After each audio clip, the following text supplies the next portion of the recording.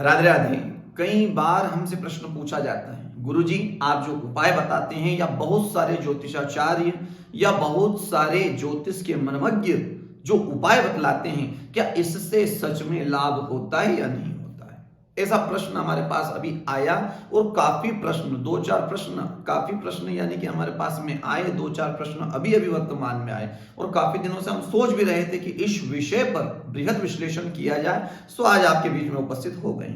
प्रिय मित्रों, उपाय यदि आपको बताया गया कि आप भगवान शिव के ऊपर प्रतिदिन जल चढ़ाइए, आपके अंतर मन को शांति मिलेगी।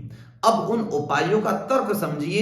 जल जो होता है वो कहीं ना कहीं शीतल होता है और भगवान जो शिव हैं वो चंद्रमा के स्वामी हैं, यानी कि मन के स्वामी हैं। अब उस मन को शांति मिलने के लिए शीतल जल उस पर अर्पण किया जाएगा तो कहीं ना कहीं शांति मिलेगी या नहीं मिलेगी?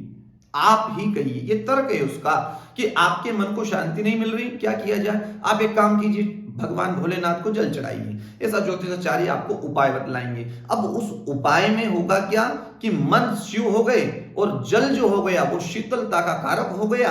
अतः शीतल जल जब मन के ऊपर चढ़ेगा तो कहीं ना कहीं जहां उष्णता, जहां अग्नि है, वहां शीतलता आएगी या नहीं आएगी?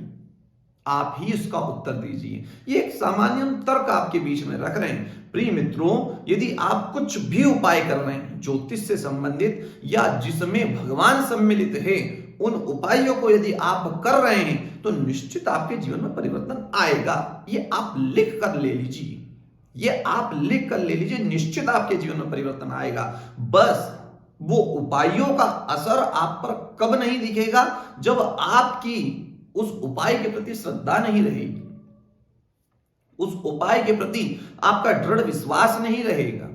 मान लीजिए भगवान मूर्ति के रूप में बैठा है, एक भक्त था, वो भक्त गया और भक्त ने झुककर प्रणाम किया, उनके चरणों में वंदन किया। एक मंदिर में भगवान बैठा था और वहीं जाकर भक्त गया तो भक्त ने प्रणाम किया, हार फूल माला इत्यादि करी, सब कर दिया।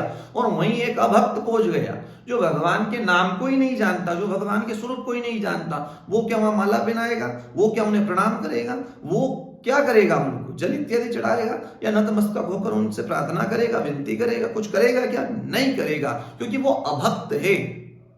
वो कौन करेगा?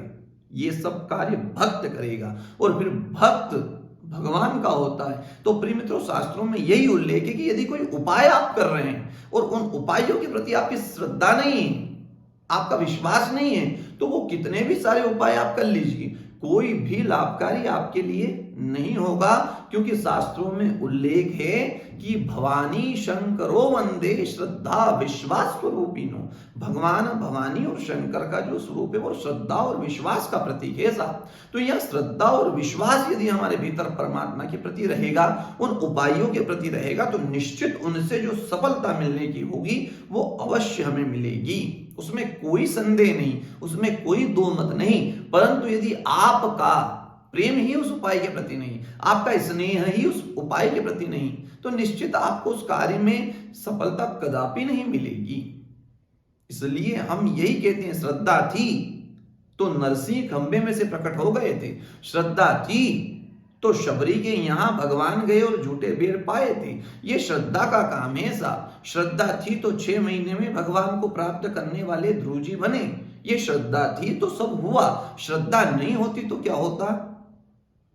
इसीलिए हम जो भी आपको उपाय बताएं या अन्यत्र जो भी महात्मा या ज्योतिषाचार्य या पूजनीय जन आपको उपाय बता रहे हैं, तो उन उपायों को आप श्रद्धा के साथ कीजिए, निश्चित आपका कार्य बनेगा और उससे आपके जीवन में अवश्य परिवर्तन आएगा और वह परिवर्तन आपके लिए अवश्य मंगलकारी होगा। तो प्रिय मित्रों, जो भी उपाय हो अवश्य कीजिए और श्रद्धा के साथ कीजिए। बस इतना सा ही कहना था, इसलिए आज के लिए बस इतना ही।